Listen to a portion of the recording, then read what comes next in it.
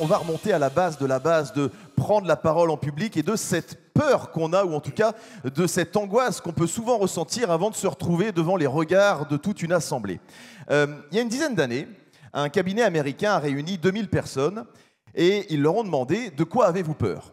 Et beaucoup ont répondu « La peur de mourir, la peur de prendre l'avion, la peur de parler en public, la peur des serpents, des araignées. » Ils ont compilé toutes ces peurs, ils en ont fait un classement et ils ont vu que la peur de mourir arrivait généralement dans les citations les plus faites sur les peurs. Et au-dessus de la peur de mourir figurait la peur de parler en public. D'après ce cabinet américain, d'après ces 2000 personnes, on préfère mourir que de parler devant une assemblée. Alors c'est forcément quelque chose que vous ressentez, peut-être pas à ce point-là, mais c'est évidemment un moment particulier qui va vous provoquer des symptômes qu'il vous sera impossible de maîtriser. Ces symptômes, c'est quoi? C'est le cœur qui bat très fort, qui s'emballe d'un coup. C'est ses mains qui se mettent à trembler, les mains moites, cette jambe aussi qui va se mettre à trembler sans même que vous sachiez pourquoi. Une vague de chaleur qui vous envahit, vous devenez tout rouge, la gorge sèche, une respiration très haute et vous ne comprenez pas comment faire pour l'arrêter. Et voilà, vous voilà prêt à parler en public dans une espèce de vous-même que vous ne contrôlez plus. Pourquoi, Xavier, on a tous ces symptômes ? En fait, c'est tout à fait normal que vous les ayez et vous n'êtes que normal. Il se trouve que dans notre cortex cérébral, nous faisons partie d'une espèce, l'espèce la plus faible du règne animal. Nous n'avons pas de griffes, nous n'avons pas de grandes dents et nous ne pouvons courir que très peu de temps, à part ceux qui s'entraînent pour ça. Mais généralement, au bout d'une heure de course, c'est terminé, on n'arrive plus à courir. Pourquoi? Eh bien, en fait, parce que notre espèce était faite pour vivre en groupe. Elle ne survivait que grâce et par le groupe. Par exemple, pour se nourrir, la survie consistait à courir après un gibier, se remplacer les uns les autres pour lui courir après jusqu'à ce que le gibier soit véritablement fatigué. Et ensuite, n'ayant pas d'armes et n'ayant pas de griffes, il fallait le lapider avec des pierres. Alors je parle évidemment de la préhistoire. Mais ça a été inscrit dans nos gènes.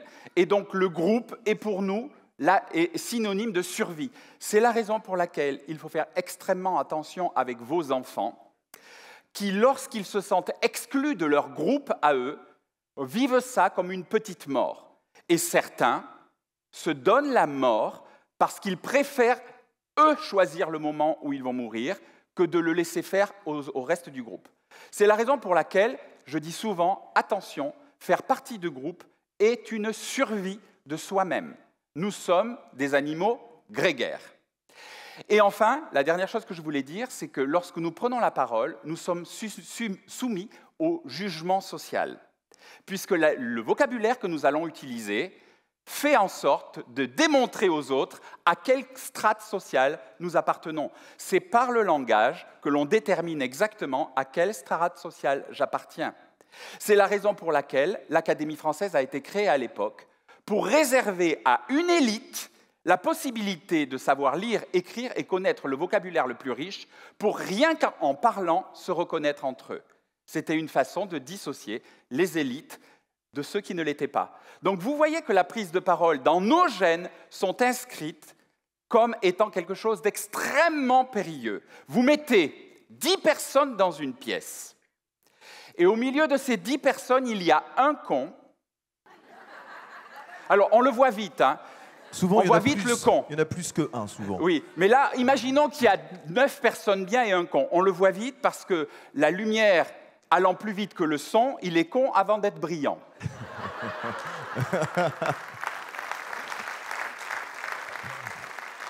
Eh bien, tout le monde va se focaliser sur le con et va ne parler que de lui. Dans une entreprise, s'il y a une brebis galeuse, tout le monde parle d'elle. En revanche, inversons. Mettons dans une pièce 10 personnes, une personne bien et 10 cons, tout le monde s'en branle. Et oui, parce que le cerveau est toujours là pour détecter le danger et non pas ce qui va bien. C'est la raison pour laquelle nous devons toujours lutter pour aller bien, parce que le cerveau, lui, est là pour voir ce qui ne va pas et le résoudre. Il adore résoudre, le cerveau.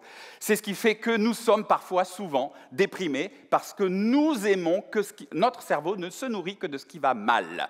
Donc, À partir de maintenant, eh bien, essayez d'inverser ce schéma, mais ça n'est pas facile parce que notre instinct primaire est là pour voir ce qui va mal.